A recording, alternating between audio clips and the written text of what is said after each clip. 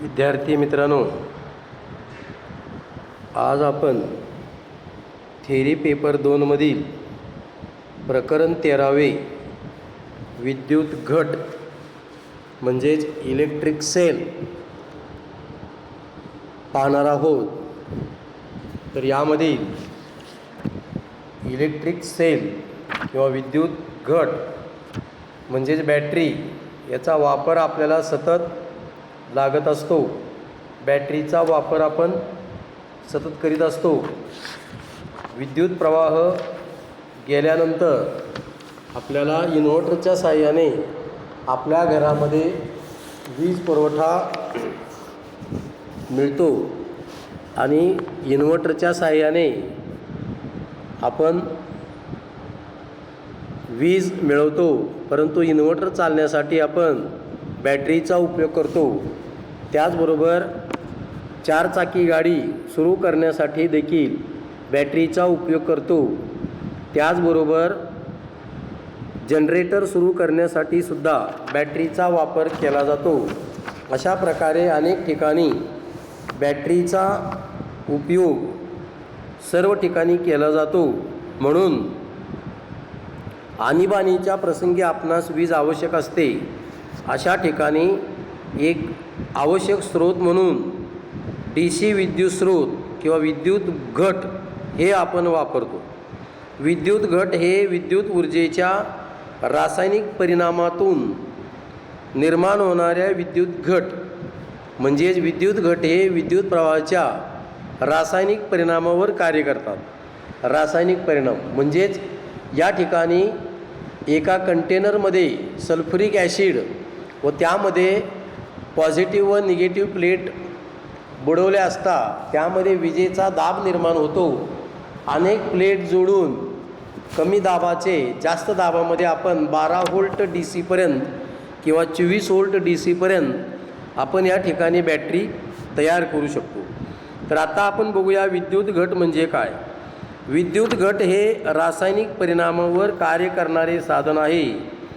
यामध्ये दोन वेगवेगळ्या धातूंच्या पट्ट्या ज्यांना इलेक्ट्रोड असे संबोधले जाते व रासायनिक द्रावण ज्यास इलेक्ट्रोलाइट असे संबोधले जाते। इलेक्ट्रोड व इलेक्ट्रोलाइट यांच्यात होणाऱ्या रासायनिक अभिक्रियेमुळे विद्युत दाब निर्माण होऊन बाह्यमंडलात विद्युत प्रवाह वाहतो। विद्युत घटाचे दोन प्राथमिक प्रकार पडतात, एक ड्राय सेल आणि दुसरा वेट सेल। ड्राय सेलमध्ये इलेक्ट्रोलाइट हे पेस्ट किंवा जेलच्या स्वरूपात वापरले जाते। आधुनिक तंत्रामुळे सेल पूर्णपणे बंदिस्त करणे शक्य झाले असल्यामुळे ड्राय सेल कोणत्याही स्थितीत वापरता येतो। यामध्ये निर्माण होणाऱ्या वायूंचे इलेक्ट्रोलाइट वापरले जात असल्यामुळे त्यास उभ्या स्थितीतच वापरावा लागतो। तसेच रासायनिक अभिक्रियेत निर्माण होणारे वायू निघून जाण्यासाठी व्हेंट प्लग असतात। त्यातला आता आपण बघूया विद्युत घटाचे प्रकार। एक, विद्युत घटाचे प्रामुख्याने दोन प्रकार पडतात। एक म्हणजे प्राथमिक विद्युत घट, त्यालाच आपण प्रायमरी सेल असे म्हणतो। दुसरा आहे दुय्यम विद्युत घट, त्यालाच आपण सेकंडरी सेल असे म्हणतो। पहिला आहे प्राथमिक घट। विद्युत प्रवाहाच्या रासायनिक परिणामाच्या अभ्यासातून प्राथमिक विद्युत घटाची निर्मिती झाली। प्राथमिक स्वरूपात व्होल्टॅकचा सेल, डॅनियलचा सेल, लेक्लांसेचा सेल हे सेल वापरले जातात। त्यांच्या रचनेमुळे त्यांच्या वापरावर मर्यादा आल्या आहेत व आधुनिक तंत्रज्ञानात त्यांचा वापर जवळजवळ बंद झाला आहे। प्राथमिक विद्युत घटाचा ड्राय सेल मात्र मोठ्या प्रमाणात अजूनही वापरात आहे। याची क्षमता 1.5 व्होल्ट इतकी असून इलेक्ट्रॉनिक उपकरणे, घड्याळे इत्यादीमध्ये त्याचा वापर होतो। प्राथमिक विद्युत घट हा एकदा वापरल्यानंतर त्याचा पुन्हा वापर करता येत नाही, तो सेल बाद होतो व फेकून द्यावा लागतो. अनेकदा विद्युत मंडळामध्ये जास्त प्रमाणात विद्युत दाब किंवा प्रवाह आवश्यक असतो. अशा वेळी सेलची सिरीज किंवा पॅरललमध्ये जोडणी केली जाते. दुसरा घट आहे दुय्यम घट, सेकंडरी सेल. प्रायमरी सेलमध्ये आढळणारे दोष दुय्यम घटात आढळत नाहीत. मुख्य म्हणजे हा विद्युत घट एकदा वापरल्यानंतर निकामी होत नाही. सेकंडरी सेल पुन्हा चार्ज करता येतो. सेकंडरी सेल हा फॅरेडेच्या विद्युत पृथक्करणाच्या नियमानुसार कार्य करतो. फॅरेडेचे विद्युत पृथक्करणाचे 2 नियम आहेत. त्यातील पहिला नियम आपण पाहूया. विद्युत पृथक्करण क्रियेमध्ये मुक्त होणाऱ्या मोलाचे वस्तुमान प्रवाहाच्या किमतीच्या व प्रवाह वाहण्याच्या वेळेच्या समप्रमाणात असतो. फॅरेडेचा विद्युत पृथक्करणाचा दुसरा नियम आहे निरनिराळ्या विद्युत द्रावणातून एकाच क्षमतेचा विद्युत प्रवाह सारखाच वेळ पाठवला असता मुक्त होणाऱ्या मौलाचे वस्तुमान विद्युत रासायनिक सममूल्यतेच्या समप्रमाणात असते. आता आपण बघूया दुय्यम घटाचे प्रमुख भाग. तर दुय्यम घट त्यातला पहिला भाग आहे इलेक्ट्रोलाइट. हे एक असे द्रावण असते की ज्यामध्ये पृथक्करणामुळे धन व ऋण आयर्न तयार होतात. त्यामुळे त्या द्रावणातून विद्युत प्रवाह वाहू शकतो. विद्यार्थी मित्रांनो, दुय्यम घटाचे 2 प्रकार पडतात. एक म्हणजे लेड ॲसिड सेल किंवा लेड ॲसिड बॅटरी आणि दुसरा म्हणजे अल्कलाईन किंवा निकेल आयर्न सेल. आकृतीमध्ये लेड ॲसिड सेलची रचना दाखवलेली आहे. ती आपण वहीमध्ये काढावयाची असते. तर त्यामध्ये आपण प्रमुख भाग बघूया. त्यातला पहिला जो भाग आहे तो भाग आहे कंटेनर. लेड ॲसिड बॅटरीचा कंटेनर हा साधारणपणे आयताकृती असून तो काच, सेल्युलाइड किंवा विशिष्ट प्रक्रिया केलेल्या कठीण रबरापासून बनवलेला असतो. कंटेनरच्या खालच्या बाजूस रासायनिक अभिक्रियेत तयार झालेले टाकाऊ पदार्थ जमा होतात. त्याला सेडिमेंट चेंबर किंवा मड चेंबर असे म्हणतात. दुसरा भाग आहे इलेक्ट्रोड्स किंवा प्लेट. इलेक्ट्रोड्स किंवा प्लेट्स. लेड ॲसिड बॅटरीमध्ये 2 इलेक्ट्रोड किंवा प्लेट्स असतात. एक आहे धन प्लेट आणि दुसरी आहे ऋण प्लेट. त्यातला पहिला आपण बघूया धन प्लेट. धन पट्ट्या 2 प्रकारच्या असतात. एक म्हणजे प्लांटे प्लेट आणि दुसऱ्या म्हणजे flora plate. Plantae plate charging व डिस्चार्जिंग क्रिया पुन्हा पुन्हा करून ही पट्टी बनवलेली असते. सुरुवातीस शुद्ध शिशापासून बनवलेल्या या पट्टीचे चार्जिंग झाल्यावर लेड पॅरॉक्साईडमध्ये रूपांतर होते. दुसरं आहे फ्लोरा पेट. या पट्ट्या धनपट्ट्या म्हणून वापरले जातात, ज्यामध्ये लेड पॅरॉक्साईडचा वापर केलेला असतो. ब आहे ऋण प्लेट. ऋण प्लेट ही आयताकृती असून त्यातील ॲक्टिव्ह मटेरियल हे स्पॉन्जी लेड म्हणजेच PbO म्हणजे मऊ शिसे असते. तिसरा भाग आहे सेपरेटर. सेपरेटर हे सच्छिद्र लाकडापासून किंवा रबरापासून बनवलेले असतात. पॉझिटिव्ह प्लेट व निगेटिव्ह प्लेटमध्ये शॉर्ट सर्किट होऊ नये म्हणून या 2 प्लेटच्या मध्यभागी सेपरेटर बसवलेले असतात. आकृतीमध्ये सेपरेटर दाखवलेला आहे. पुढचा भाग आपण बघूया. Post terminal.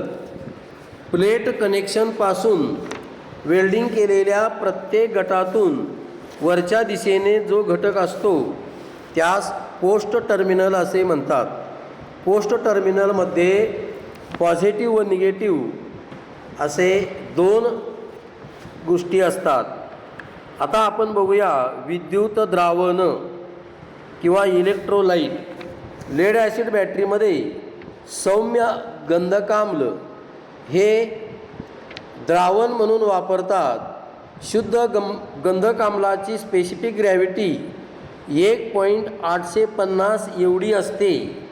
हे प्रमाण प्रत्येक उत्पादकांच्या वर्गवारीवरून बदलत जाते. कार्यपद्धती. सुरुवातीला दुय्यम घटाला विशिष्ट अशी रासायनिक ऊर्जा नसते. दुय्यम घटात प्रथम ऊर्जा पुरवावी लागते.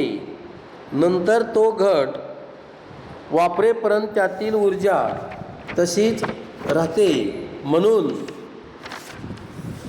म्हणून सेलचे दोन्ही इलेक्ट्रोड लेड सल्फेट म्हणजे PbSO4 पासून बनवलेले असतात. जेव्हा घट चार्ज होण्यास सुरुवात होते तेव्हा त्यात रासायनिक प्रक्रिया सुरू होते. तेव्हा निगेटिव्ह प्लेटच्या लेड सल्फेट इलेक्ट्रोडचे रूपांतर मऊ किंवा स्पॉन्जी लेड म्हणजे PB मध्ये आणि पॉझिटिव्ह प्लेटच्या सल्फाईडचे रूपांतर लेड पेरॉक्साईड म्हणजे PbO2 मध्ये होते. त्याचवेळी इलेक्ट्रोलाइटचे द्रावण सल्फ्युरिक ॲसिड म्हणजेच H2SO4 मध्ये रूपांतरित होऊन बॅटरी चार्ज होते. अशा प्रकारे बॅटरीची कार्यक्षमता असते. स्टोरेज बॅटरीचे सामान्य गुणधर्म. या ठिकाणी पहिला आहे व्होल्टेज, दुसरा आहे ॲम्पियर आवर क्षमता, तिसरा आहे प्लेटची संख्या, चौथा आहे तापमान, पाचवा आहे विद्युत द्रावणाची स्पेसिफिक ग्रॅव्हिटी, सहावा आहे घटाची जोडलेली संख्या. पूर्णपणे चार्ज केलेल्या बॅटरीचे व्होल्टेज हे 2.1 ते 2.6 व्होल्टपर्यंत असते. विद्यार्थी मित्रांनो याला अंडरलाईन करा. 2.1 ते 2.6 पर्यंत असते व बॅटरी डिस्चार्ज केल्यानंतर ते 1.8 व्होल्टपर्यंत कमी होते. क्षमता. बॅटरीची क्षमता. बॅटरीकडून मिळणारा करंट व डिस्चार्जिंग तास यांच्या गुणाकारास बॅटरीची क्षमता असे म्हणतात. बॅटरीची क्षमता नेहमी ॲम्पियर आवरमध्ये सांगितली जाते. बॅटरीची क्षमता खालील गोष्टीवर अवलंबून असते. 1. प्लेटचा आकार, 2. प्लेटची संख्या, 3. वापरलेले ॲक्टिव्ह मटेरियल आणि 4. विद्युत द्रावणाची तीव्रता. प्लेट्स. पॉझिटिव्ह प्लेटपेक्षा निगेटिव्ह प्लेटची संख्या 1 ने नेहमी जास्त असते. म्हणजेच दोन्ही बाजूतील निगेटिव्ह प्लेट ही जास्त यांत्रिक शक्ती देतेच, त्याशिवाय पॉझिटिव्ह प्लेटच्या दोन्ही बाजूस वापरता येते. दोन्ही बाजूचे पॉझिटिव्ह प्लेटमुळे पॉझिटिव्ह प्लेटचे बकलिंग टाळता येते. उदाहरणार्थ 9 प्लेट असलेल्या बॅटरीमध्ये 4 पॉझिटिव्ह व 5 निगेटिव्ह प्लेट असतात. तापमान व स्पेसिफिक ग्रॅव्हिटी. तापमान व स्पेसिफिक ग्रॅव्हिटी. विद्युत द्रावणातील तापमान 27 अंश सेल्सिअसपर्यंत ठेवले जाते व स्पेसिफिक ग्रॅव्हिटी 1.250 अधिक 0.0110 पर्यंत असते. जर तापमान 27 अंश सेल्सिअसपेक्षा जास्त असेल तर जास्त असलेल्या प्रत्येक अंश सेल्सिअसला हायड्रोमीटरवर स्पेसिफिक ग्रॅव्हिटीचे योग्य वाचन मिळवण्यासाठी त्यामध्ये 0.007 मिळवावे. जास्त तापमानामुळे सल्फेशन घडते व त्यामुळे प्लेटचे बकलिंग होते. आता पुढचा आहे विद्यार्थी मित्रांनो दोष. बॅटरीमध्ये कोणकोणत्या प्रकारचे दोष होतात त्यालाच डिफेक्ट असे म्हणतात। एक आहे हार्ड सल्फेशन आणि दुसरा आहे बकलिंग। हार्ड सल्फेशन बॅटरी ओव्हरचार्ज केल्यास अथवा जास्त काळपर्यंत निकामी ठेवल्यास प्लेटवर सल्फेटचा पांढरा थर चढतो, त्यामुळे बॅटरीचा इंटरनल रेजिस्टन्स वाढतो। बॅटरी कमी दरात जास्त काळपर्यंत ट्रिकल चार्ज पद्धतीने चार्ज केल्यास सल्फेशन टाळता येते।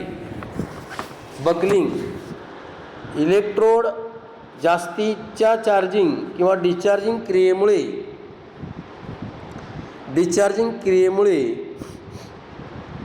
किंवा अयोग्य विद्युत द्रावणामुळे व जास्तीच्या तापमानामुळे बकलिंग होते। नंतर आहे पार्शियल शॉर्ट।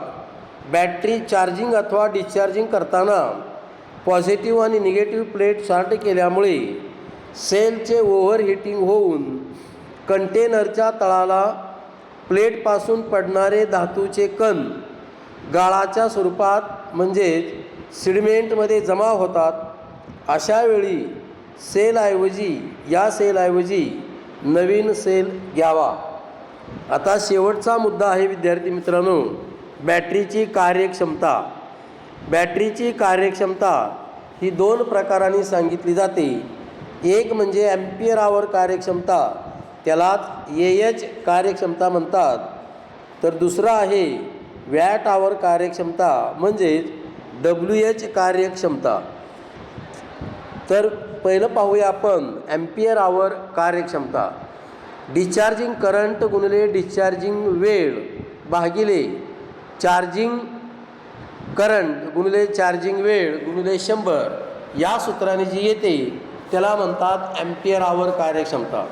तर वॅट आवर कार्यक्षमतामध्ये वॅट आवर कार्यक्षमता बरोबर चार्जिंग करंट गुणिले चार्जिंग व्होल्टेज गुणिले चार्जिंग वेळ भागिले डिस्चार्जिंग करंट गुणिले डिस्चार्जिंग व्होल्टेज गुणिले डिस्चार्जिंग वेळ भागिले चार्जिंग करंट गुणिले चार्जिंग व्होल्टेज गुणिले चार्जिंग वेळ गुणिले 100 या सूत्राने वॅट आवर कार्यक्षमता काढतात। तर अशा प्रकारे विद्यार्थी मित्रांनो यामध्ये आपण या सर्व गोष्टी आपण पाहणार आहोत। तर आता आपण या ठिकाणी हे प्रकरण संपलेलं आहे। यामध्ये पुढील भाग जो आहे तो आपण नंतर पाहणार आहे व या धड्याचा स्वाध्याय आपण सोडणार आहे, तो भाग आपण नंतर पाहूया। आता आपण या ठिकाणी थांबूया। हा झालेला सर्व भाग वहीमध्ये लिहून काढायचा आहे व आवश्यक त्या ठिकाणी डायग्राम काढावायचा आहे। आता आपण या ठिकाणी थांबतोय।